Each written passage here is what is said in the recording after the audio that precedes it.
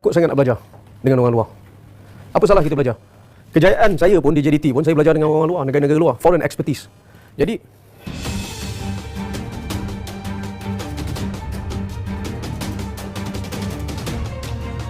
tepat pagi ini, sangat mengejutkan. FAM Malaysia tiba-tiba desak FIFA selidiki naturalisasi Indonesia juga. Indonesia dituntut harus bertanggung jawab atas dihukumnya FAM Malaysia yang dihukum berat oleh FIFA. Begini faktanya. Tapi, Mimin minta tolong tonton video ini sampai selesai agar tidak ada kesalahpahaman yang terjadi. Dan tak bosan-bosan juga, tolong like dan share video ini ke media sosial kalian agar semua orang tahu apa yang sedang terjadi. Sebelumnya diberitakan, FIFA resmi menjatuhkan sanksi keras kepada Federasi Sepak Bola Malaysia FARM dan 7 pemain naturalisasi Harimau Malaya karena terbukti melakukan pelanggaran terkait pemalsuan dokumen. Namun, alih-alih introspeksi, sejumlah pihak di Malaysia justru menuding Indonesia, bahkan menyeret nama Presiden Prabowo Subianto dan Ketua Umum PSSI Erick Thohir sebagai pihak yang mengintervensi FIFA. Kini, Erick Thohir angkat bicara. Ia menegaskan bahwa Indonesia tidak pernah ikut campur dalam urusan internal sepak bola Malaysia. Berikut beberapa fakta-faktanya. 1. Sanksi berat dari FIFA bikin Malaysia panas dingin. Pada 26 September 2025, FIFA menjatuhkan sanksi kepada FAM karena melanggar pasal 22 Kode Disiplin FIFA (FDC). Masalahnya bukan sepele, pemalsuan dokumen terkait naturalisasi pemain. Akibatnya, 7 pemain asing yang sudah membela Malaysia, mulai dari John Irasabal hingga Joao Victor Figueiredo, dihukum larangan beraktivitas di sepak bola selama 12 bulan. Bagi Malaysia, hukuman ini jelas pukulan telak. Bukannya mengevaluasi, mereka justru mencari pihak luar untuk disalahkan. Nama Indonesia pun ikut terseret dalam pusaran isu panas ini. 2. Tuduhan tak masuk akal. Indonesia dianggap cawe-cawe. Di tengah badai sanksi, muncul narasi liar dari sebagian publik Malaysia. Presiden RI Prabowo Subianto yang baru saja bertemu Presiden FIFA Gianni Infantino di New York disebut-sebut membicarakan soal Malaysia. Tak ketinggalan, Erick Thohir pun dituduh ikut mempengaruhi keputusan FIFA karena kedekatannya dengan Infantino. Bahkan, putra mahkota Johor, Tunku Ismail Sultan Ibrahim, ikut menyindir Indonesia secara terbuka. Tuduhan ini jelas memantik reaksi keras dari pihak Indonesia yang merasa difitnah tanpa dasar. 3. Erick Thohir tegaskan, pertemuan Prabowo Infantino murni bahas Indonesia. Menjawab tuduhan itu, Erick Thohir dengan tegas menyampaikan bahwa pertemuan Prabowo dan Infantino sama sekali tidak menyinggung negara lain. Fokusnya adalah membicarakan masa depan olahraga Indonesia, termasuk standarisasi organisasi dan rencana pembangunan Akademi FIFA di tanah air. Bapak Presiden bicara mengenai sepak bola Indonesia, tidak bicara mengenai negara lain, tegas Erick Thohir kepada wartawan di gedung DPR RI. Lebih jauh, Erick menjelaskan bahwa salah satu poin pembahasan adalah peluang Indonesia menjadi tuan rumah FIFA Academy sebagai wadah pembinaan pemain muda. Sementara itu, di sisi lain, Timnas Indonesia tengah berada di ambang sejarah besar. Skuad Garuda hanya perlu menghadapi 2 laga berat melawan Arab Saudi dan Irak dalam kualifikasi putaran keempat Piala Dunia 2026. Targetnya jelas 6 poin penuh demi tiket lolos otomatis ke ajang sepak bola paling bergengsi di dunia. Berikut ini 5 fakta penting dari misi besar Timnas Indonesia. 1.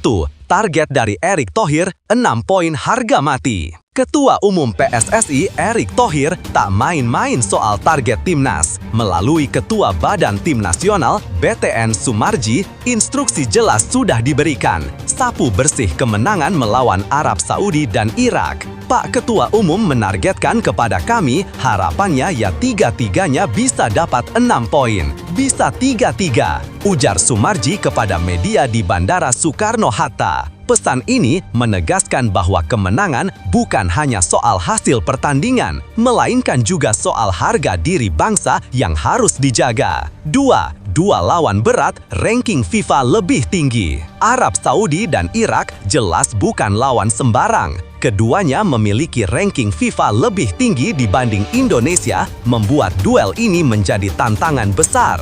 Di atas kertas, Indonesia memang bukan favorit, namun sepak bola bukan sekedar angka ranking. Mental juang, strategi, dan dukungan penuh dari publik bisa menjadi pembeda di lapangan. Timnas harus tampil sempurna sejak menit pertama untuk mewujudkan mimpi besar itu. 3. Optimisme Garuda, juara grup jadi jalan lolos.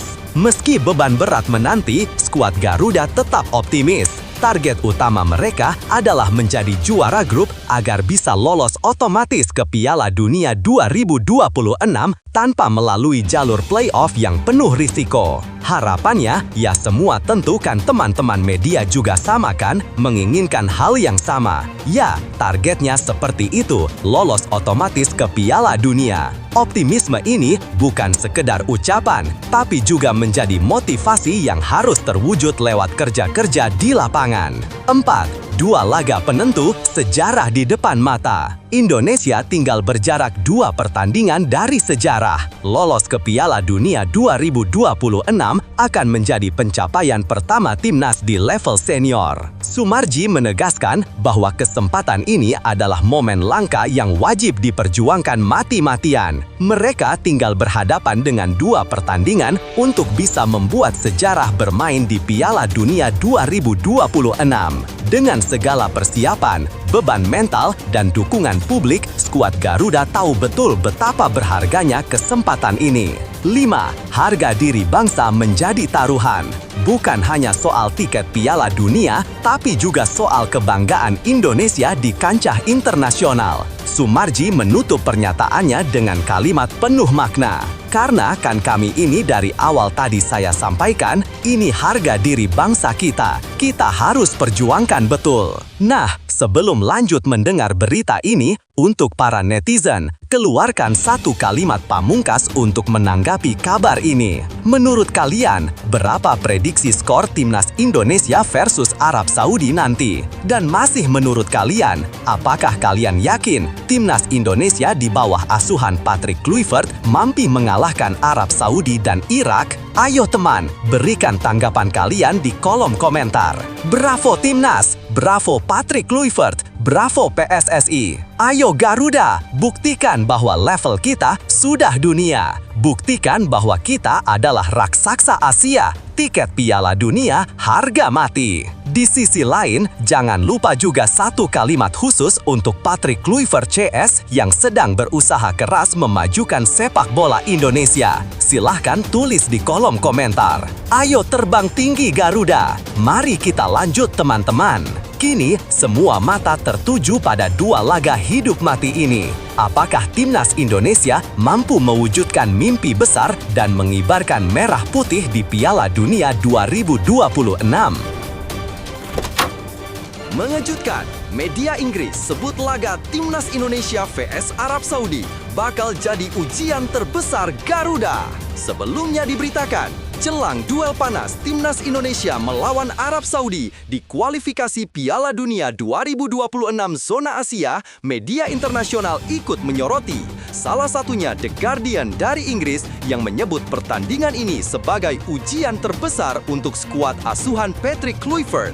Tak hanya soal kualitas lawan, tetapi juga atmosfer stadion dan keuntungan Arab Saudi sebagai tuan rumah yang menjadi tantangan berat bagi Garuda. Berikut 5 faktanya. 1.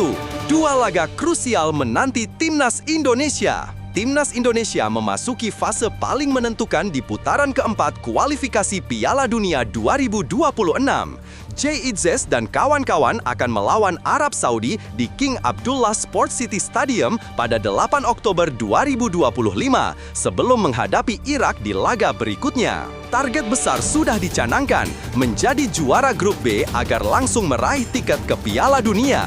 Jika gagal, Garuda masih bisa lolos lewat jalur runner-up, tapi harus melewati babak kelima yang lebih berat. Oleh karena itu, laga melawan Arab Saudi menjadi kunci penting dalam perjalanan menuju Piala Dunia. 2. The Guardian, ini ujian terbesar. Sorotan datang dari media Inggris The Guardian yang menilai duel kontra Arab Saudi bukan sekadar pertandingan. Mereka menulis, ini ujian terbesarnya. Menghadapi Arab Saudi di Jeddah di depan 60.000 penonton akan menjadi laga yang berat. Tak hanya itu, mereka juga menyinggung soal jadwal yang timpang. Arab Saudi punya keuntungan istirahat 6 hari, sementara Indonesia harus bermain 2 kali dalam 3 hari. Faktor ini jelas bisa mempengaruhi kondisi fisik para pemain Garuda. 3. Arab Saudi diuntungkan atmosfer tuan rumah. Bermain di kandang jelas memberi keuntungan besar bagi Arab Saudi.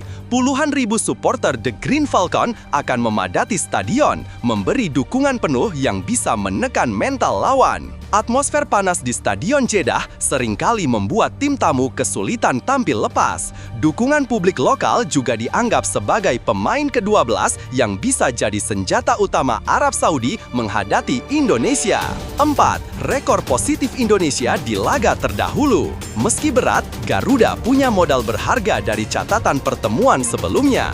Dalam 2 laga terakhir melawan Arab Saudi, Indonesia pernah menang 2-0 dan menahan imbang 1-1 di kandang lawan. The Guardian pun mengingatkan bahwa hasil ini bisa menjadi sumber kepercayaan diri.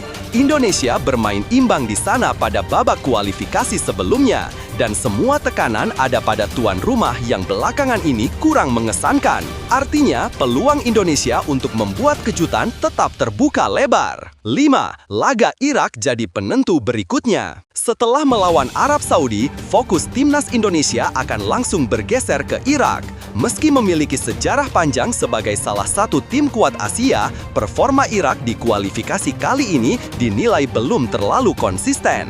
The Guardian menilai pertandingan melawan Irak bisa jadi penentu akhir nasib Indonesia di grup B. Permainan ini bisa menjadi semuanya tentang pertempuran melawan Irak, tim yang memiliki sejarah bakat tapi juga kurang berprestasi di kualifikasi Piala Dunia. Tulis laporan tersebut. Mengejutkan, Indra Syafri andalkan 4 pemain abroad untuk bawa emas SEA Games 2025. Sebelumnya diberitakan, pelatih timnas U22 Indonesia Indra Syafri menyiapkan kekuatan penuh demi mempertahankan medali emas di SEA Games 2025. Tidak tanggung-tanggung, 4 pemain abroad dipanggil untuk memperkuat skuad Garuda Muda. Kehadiran mereka diyakini menjadi suntikan tenaga dan pengalaman berharga dalam misi besar ini. Berikut 5 faktanya. 1. Ivar Jenner, playmaker FC Utrecht yang turun kelas ke U22. Nama Ivar Jenner tentu bukan wajah baru bagi publik sepak bola Indonesia. Pemain berusia 20 tahun itu sudah menjadi langganan timnas senior sejak era Shin Tae-yong. Namun, untuk ronde keempat kualifikasi Piala Dunia 2026, Jenner tidak masuk dalam daftar. Kondisi ini membuka peluang bagi Indra Syafri untuk memanfaatkannya di level U22. Dengan pengalamannya di Eropa bersama FC Utrecht, Jenner diharapkan bisa menjadi otak permainan di lini tengah. Ia dikenal piawai mengatur tempo sekaligus menjadi penyeimbang antara lini bertahan dan menyerang. Kehadiran Jenner jelas menambah kualitas permainan timnas U22. 2. Adrian Wibowo, striker muda Los Angeles FC yang sudah debut senior. Selain Jenner, Indra Syafri juga memasukkan nama Adrian Wibowo. Striker Los Angeles FC ini bahkan sudah debut bersama timnas senior pada FIFA Matchday September 2025 melawan Lebanon. Penampilan impresifnya membuat banyak pihak percaya bahwa ia bisa menjadi senjata baru di lini depan.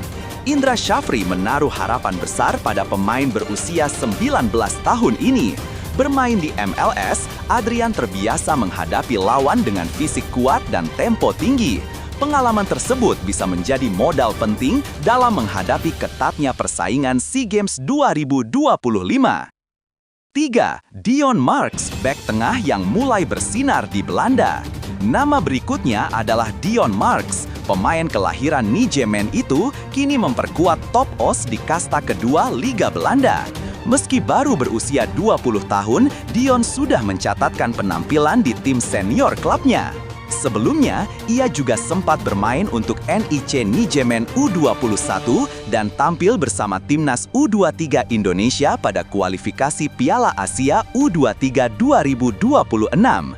Sebagai bek tengah, Dion dikenal tangguh dalam duel udara dan tenang dalam membaca permainan. Ia bisa menjadi benteng kokoh di lini belakang Garuda Muda.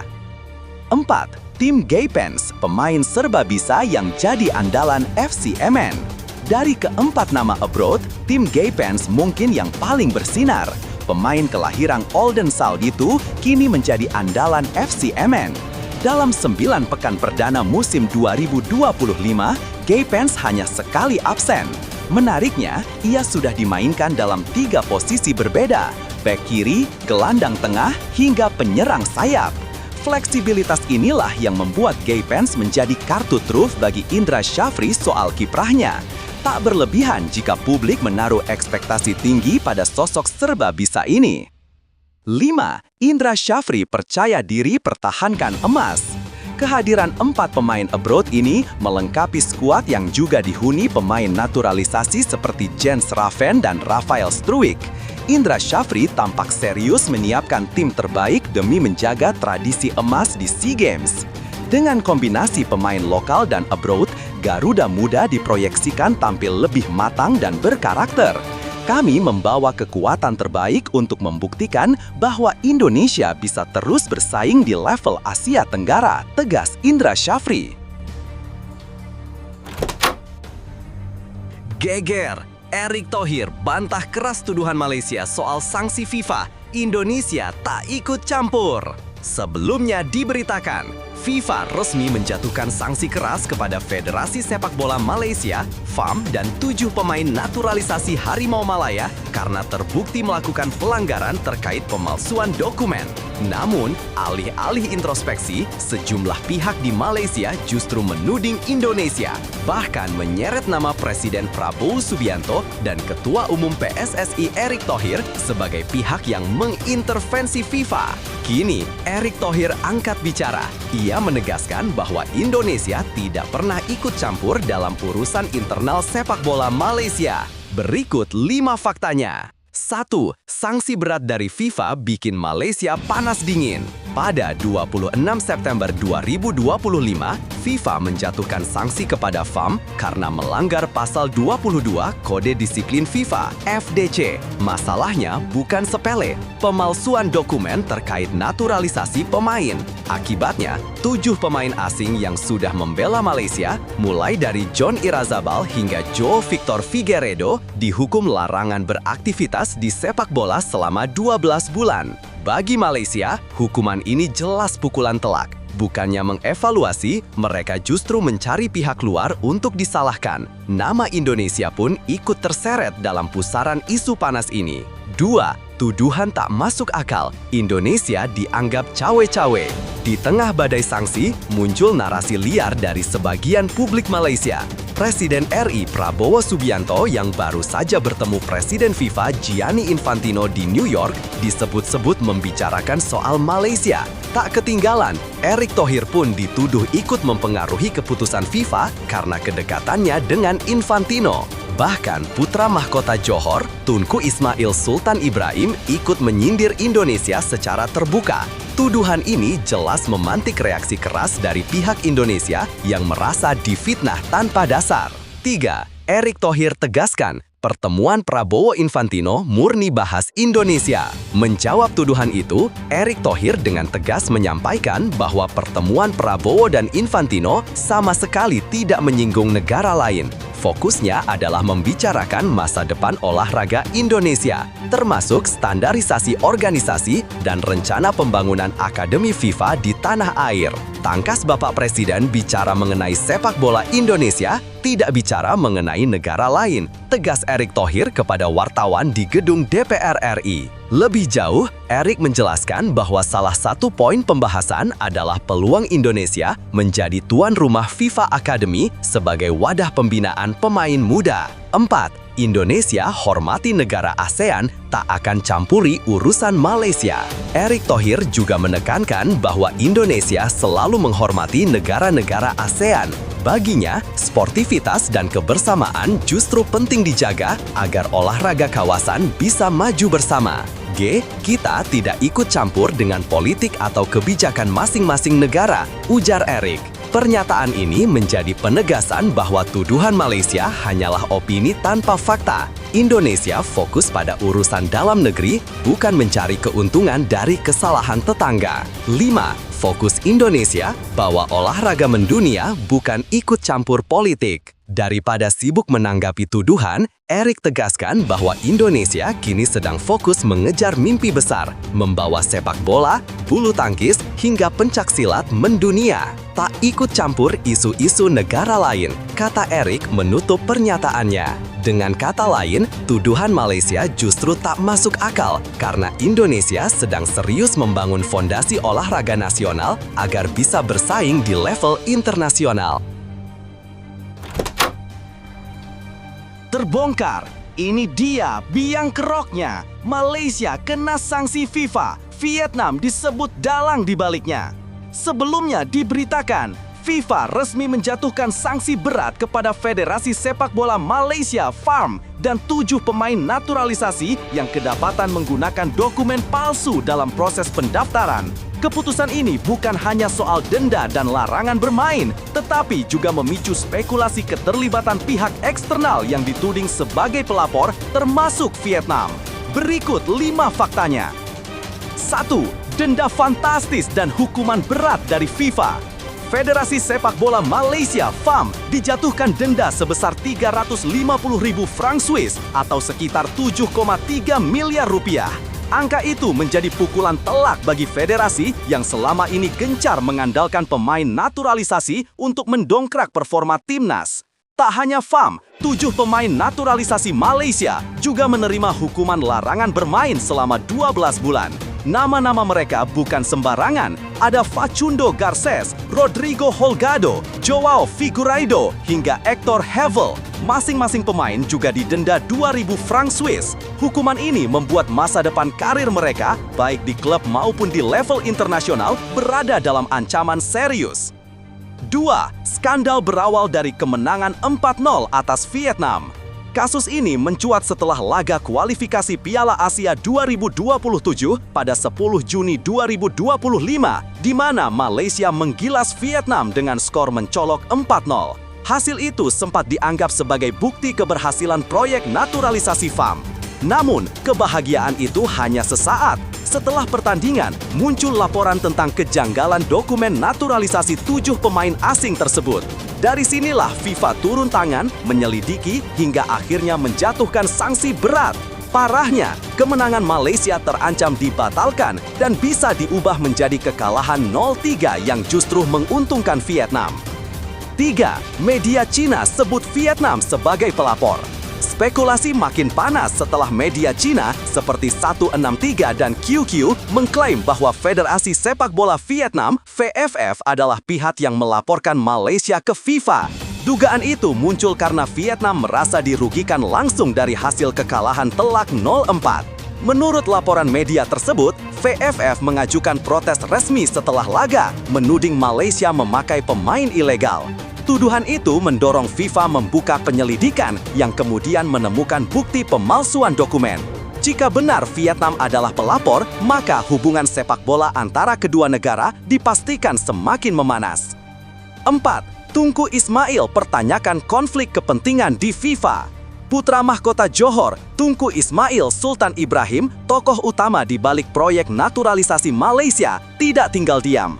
Ia menuding ada campur tangan pihak luar dalam keputusan FIFA. Awalnya ia menyindir Indonesia sebelum akhirnya menuding Vietnam sebagai pihak yang paling diuntungkan. Tunku juga menyoroti keberadaan Nguyen Thi My Dung, pengacara asal Vietnam yang duduk sebagai anggota Komite Disipliner FIFA. Menurutnya, posisi ini berpotensi menimbulkan konflik kepentingan. Meski begitu, FIFA sudah menegaskan bahwa setiap anggota yang memiliki keterlibatan langsung dengan suatu kasus wajib mengundurkan diri dari proses adjudikasi. 5. Dampak besar ke kualifikasi Piala Asia 2027. Sanksi FIFA ini bisa mengubah peta persaingan grup kualifikasi Piala Asia 2027. Jika kemenangan Malaysia atas Vietnam dibatalkan, posisi Vietnam akan membaik drastis dalam klasemen, sementara peluang Malaysia terjun bebas. Situasi ini bukan hanya merugikan Farm, tetapi juga para pemain naturalisasi yang terpaksa absen selama 1 tahun.